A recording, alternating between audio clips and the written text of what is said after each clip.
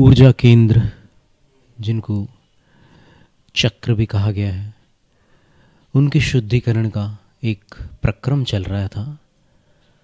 मूलाधार, स्वाधिष्ठान, मणिपुर, अनाहत और अब कंठ स्थल पर विशुद्ध चक्र,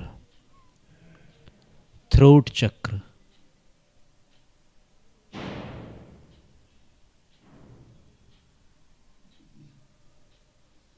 पुनः अपने उसी ध्यान मुद्रा में बैठ करके कमर, पीठ, गर्दन सीधी रखती हुई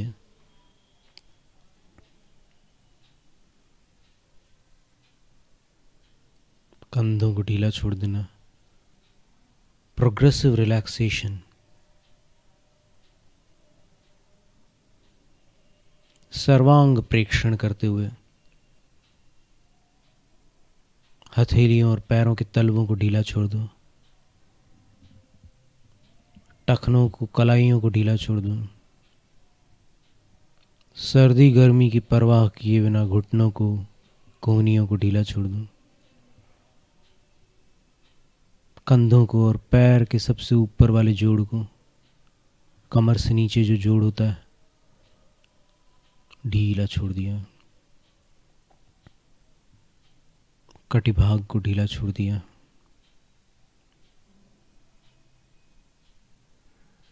पूरी पीठ को ढीला छोड़ दिया। छाती और पेट को ढीला छोड़ दिया।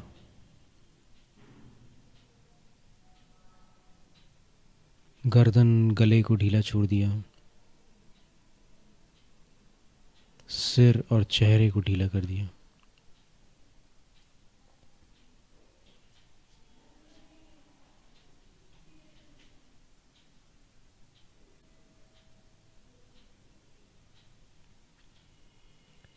नौ हिस्सों में ये प्रोग्रेसिव रिलैक्सेशन है। एक बार गौर से सुनिएगा। हथेलियों को और पैरों के तलवों को जब ढीला छोड़ते हैं तो इसका प्रथम चरण होता है। कलाइयों को, रिस्ट्स को और टखनों को, एंकल्स, इनको जब ढीला छोड़ते हैं दूसरा चरण हो गया। ये एक साथ किया जाता है। घुटनों को और कोहनियों को ढीला करते हैं, तीसरा चरण हो गया। नीज और एल्बोज, घुटने, कोहनियां।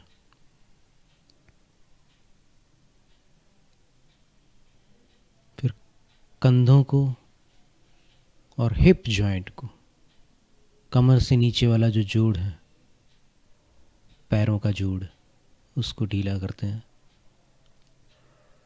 दोनों पैर, दोनों हाथ, दोनों कंधे, दोनों हिप जॉइंट्स ढीले छोड़ दिए। चौथा चरण,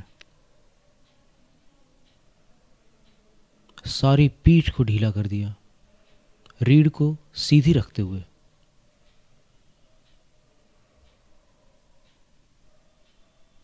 पांचवा चरण,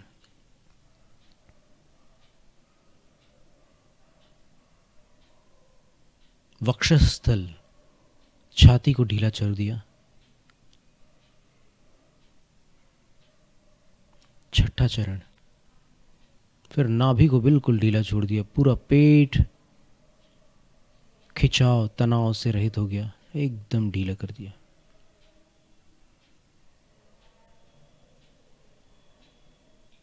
सातवां चरण, इसके बाद गर्दन, गला को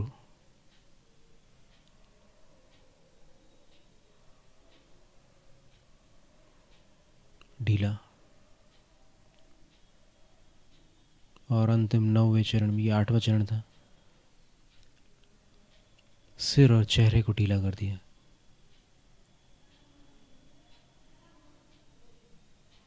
रीढ़ सीधी है लेकिन शरीर बिल्कुल तनाव मुक्त, खिंचाव रहित है।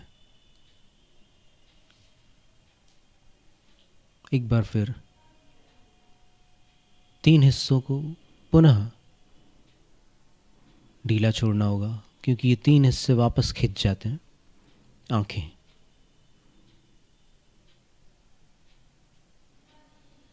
इतना ढीला छोड़ना है कि जैसे मान लो पानी में तैर रही हो।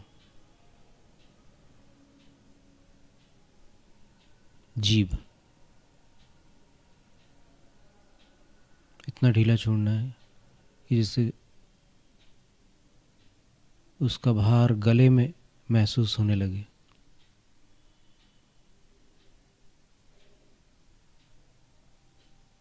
और नाभि को,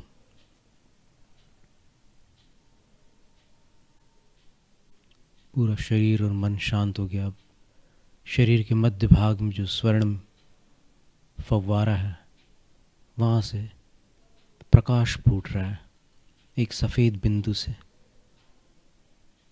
और बढ़ता हुआ वो प्रकाश सर्वांग में व्याप्त हो गया है।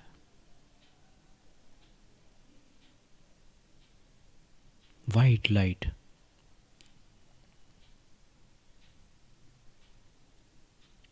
ये मेरा ही दिव्य प्रकाश है। ये विजुअलाइजेशन है, याद रखना, गाइडेड विजुअलाइजेशन, निर्देशित धारणा।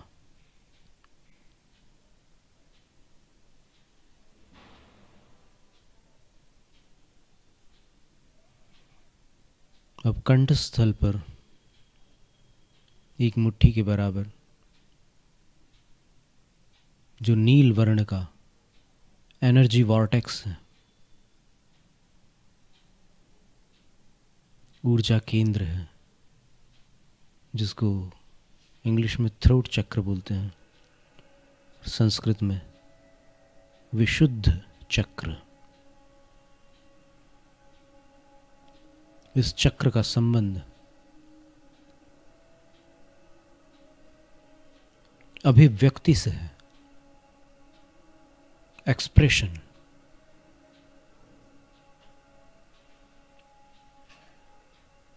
आप अपनी चीज कैसे प्रकट करते हैं, कैसे अभिव्यक्त करते हैं।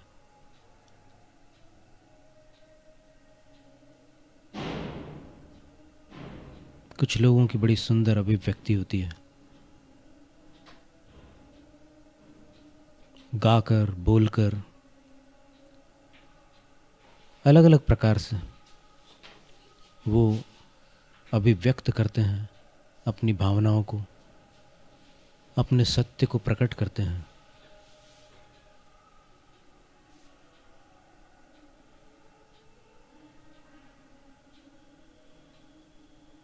लेकिन अपन देखते हैं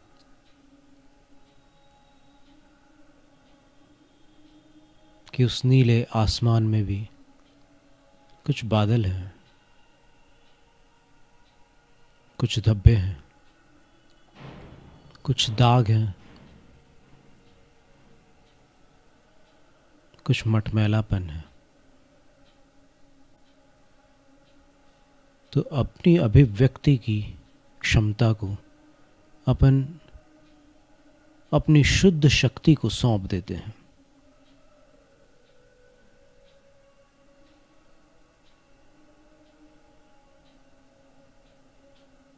धवलिम प्रकाश को अपनी अभिव्यक्ति शक्ति सौंपते हैं।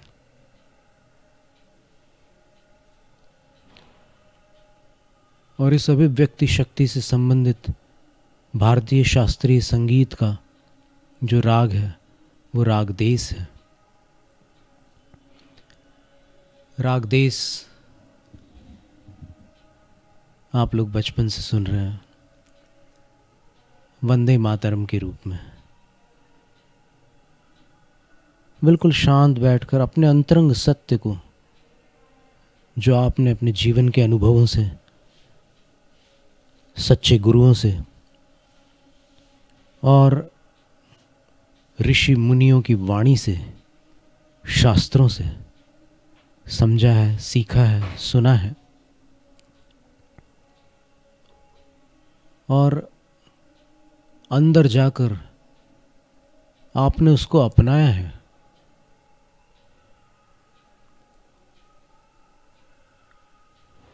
पहले वो जानकारी होती है और उसके बाद फिर अंतर मंथन करने पर वो ज्ञान बन जाता है।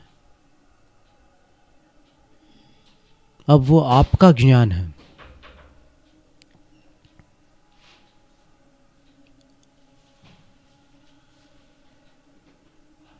उसकी अभिव्यक्ति किसी कारण से रुकी हुई है, अथवा यदि हो रही है तो उसमें विकृति है।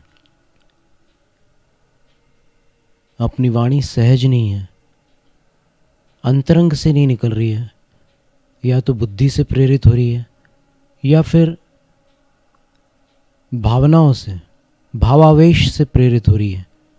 एक निष्पक्ष सत्य को बोलने की हिम्मत अथवा बोलने की शक्ति सबके पास नहीं है। तो उसको प्रकट करने के लिए ध्यान में बैठ रहे अपन, और शांत बैठ करके इस राग देश है, राग देश में कोई अध्यात्म पद का स्मरण करते हैं। रीढ़ को बिल्कुल मूर्तिवत, जैसे सब्बल गड़ा हुआ हो ज़मीन में, वैसे स्थिर रखते हुए, और बस अपनी शुद्ध शक्तियों में इस कमजोरी को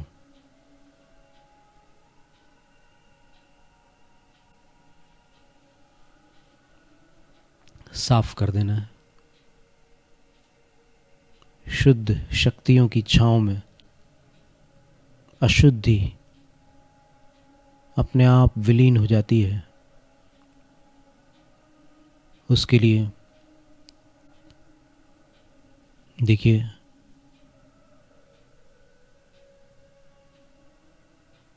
राग देश, अभी तो मिश्र देश में थोड़ा सा सुनाते हैं।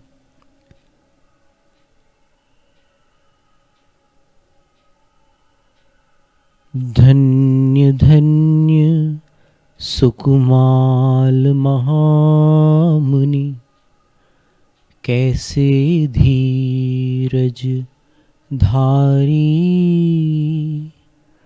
एक शालिनी जुग बच्चा जुत, पाव भख्यो दुखकारी, यह उपसर्ग सहयो धर स्थिरता, आराधन चित धारी, तो तुमरे जीव कौन दुख है, मृत्यु महोत्सव भारी। हे प्राणी,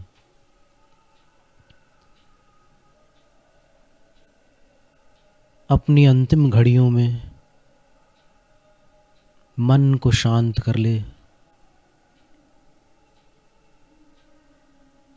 तुझे वेदना हो रही है, वेदना शरीर आश्रित होती है, शरीर को कभी वेदना नहीं होती। जड़ वस्तु सुख और दुख का अनुभव नहीं कर सकती।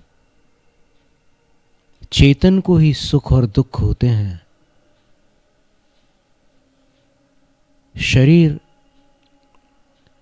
माध्यम बनता है, और तुझे जो वेदना हो रही है, उस वेदना पर तुझे विजय प्राप्त करनी है। ये परीक्षा की घड़ी है। तेरा जीवन तो निकल गया, अब यह समय सावधानी का है, परीक्षा का है।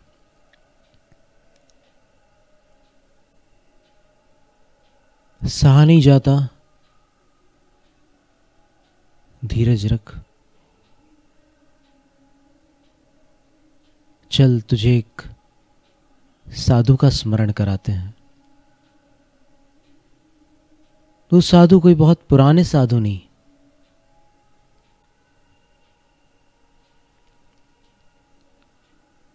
जब गुरु के मुख से उन्होंने सुना कि वत्स,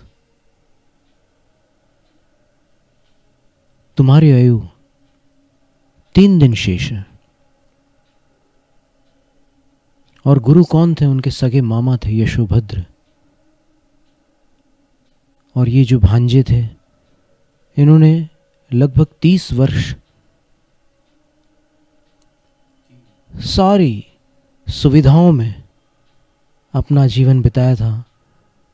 रत्नों के प्रकाश में पले सुगंधित चावलों का भात खाया और कभी असुविधा का मुख नहीं देखा।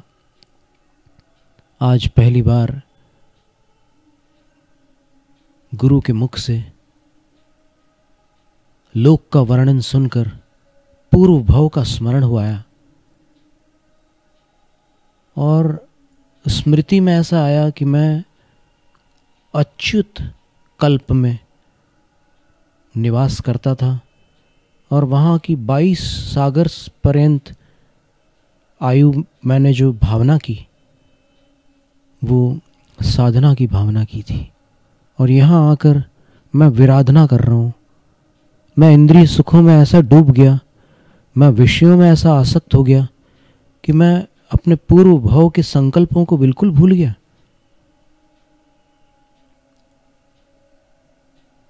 बस गुरु चरणों में पहुंच गए, वो भी ऐसे ढंग से पहुंचे कि हाथ पांव छिल गए। गुरु ने कह दिया कि तुम्हारी आयु 3 दिन शेष है। और चूंकि जाति स्मरण में पूर्व भाव के ज्ञान से वो जानते थे कि पिछले मनुष्य जन्म में मैं एक लड़की था, मेरा नाम नागश्री था और मैंने 8 साल की उम्र में आर्य का दीक्षा ली थी और अंत में 1 महीने का उपवास करके मैंने सल्लेखना की थी और तब मुझे अच्युत स्वर्ग में देवपद की प्राप्ति हुई। और आज यहाँ आया, साधना भूलकर मैं विराधना में लग गया, विषयों में आसक्त हो गया। हे गुरुवर, मैं आपके शिष्यत्व को प्राप्त होता हूँ। इतना कहकर उन्होंने अंतरंग बहिरंग सब परिग्रहों को उतार फेंका और वन की ओर चले गए। और वहाँ जाकर के जब एक पाद कायोत्सर्ग मुद्रा में अवस्थित हुए, एक पैरों पर खड़े हो गए, तब पूर्व भव का कोई बैरी जीव, एक शालिनी थी, उसने आकर इनको खाना प्रारंभ कर दिया। 3 दिन तक इनके शरीर को खाती रही, लेकिन फिर भी ये चलायमान नहीं हुए, डिगे नहीं। उन्हीं की ये पंक्ति थी देश राग में, अपन विशुद्ध चक्र को विशुद्ध कर रहे हैं। धन्य धन्य सुकुमाल महामुनि, कैसे धीरज धारी, एक शालिनी जुग बच्चा जुत, पाँव भख्यो दुख कारी, यह उपसर्ग सयोधर स्थिरता, आराधन चितधारी, तो तुमरे जिय कौन दुख है, मृत्यु महोत्सव भारी। जन्मोत्सव तो तुम प्रतिवर्ष मनाते हो, मृत्यु को महोत्सव बना लो तो जन्म और मृत्यु दोनों से ऊपर उठ जाओगे। हे जीव, मरण का समय निकट है, डरने का काम नहीं है, देखने का काम है। और सुकुमाल स्वामी ने जिस प्रकार इतने घोर कष्ट को सहन किया, तो तुम्हें कौन सा कष्ट है उनकी तुलना में? ये तो उत्सव का समय है। विशुद्धि प्रकट करो, आकुलित मत हो, चित्त को शांत करो। और फिर इस प्रकार के पदों का स्मरण करके आंखें बंद है, उस स्थान को अपन देख रहे हैं नील वर्ण में, देश राग और शुद्धिकरण की इस प्रक्रिया में। अब वो धब्बे नहीं है, अब वो दाग नहीं है, अब वो मटमैलापन नहीं है, बिल्कुल निर्मलता आ चुकी है। देश राग भारतीय शास्त्रीय संगीत का राग है। ये राग जैनाचार्यों ने, आचार्य पार्श्वदेव ने संगीत समय सार में संगीत का वर्णन किया है। राग की पद्धति अभी वर्तमान में विशेष प्रचलित है। प्राचीन रागों में 6 राग होते थे, जिसमें मालकौंस, भैरव आदि थे। और इसमें जैसे सरगम होती है, 7 स्वर मुख्य होते हैं संगीत के, और फिर उसमें कोमल और तीव्र स्वरों को मिलाकर 12 स्वर होते हैं।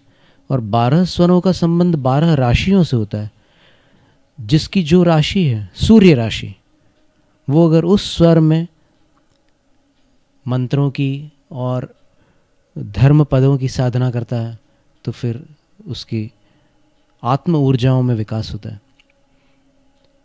रे म ध नि सा प नि ध प म ग प म ग रे रे नि सा नि। राग देश। जैनम जयतु शासनम, जैनम जयतु शासनम, जैनम जयतु शासनम।